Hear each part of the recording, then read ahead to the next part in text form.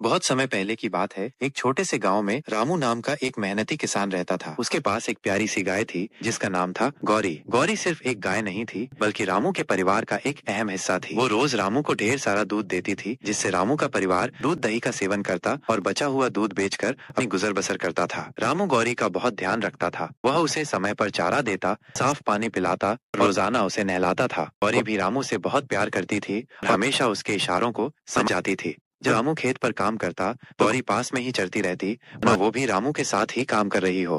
एक बार गांव में भयंकर सूखा पड़ा। बारिश न होने के कारण खेत सूखने लगे और चारा मिलना मुश्किल हो गया। रामू के लिए गौरी को खिलाना बहुत मुश्किल हो गया था। उसने अपनी तरफ से पूरी कोशिश की लेकिन हालात बद से बदतर होते जा रहे थे। एक दिन रामू बहुत उदास होकर गौरी के पास बैठा था। वो सोच रहा था कि अगर ऐसा ही चलता रहा तो उसे गौरी को बेचना पड़ेगा। गौरी ने रामू की उदासी महसूस की। उसने अपनी आंखों से रामू की ओर देखा, मानो उसे सांत्वना दे रही हो। रामू को अपनी गाय से बिछड़ने का विचार ही रुला देता था। उसने हिम्मत नहीं हारी और गांव के दूसरे किसानों से मदद मांगने गया। सबने उसकी मदद की और थोड़ा थोड़ा चारा दिया जिससे गौरी को कुछ दिनों तक खाने को मिल गया।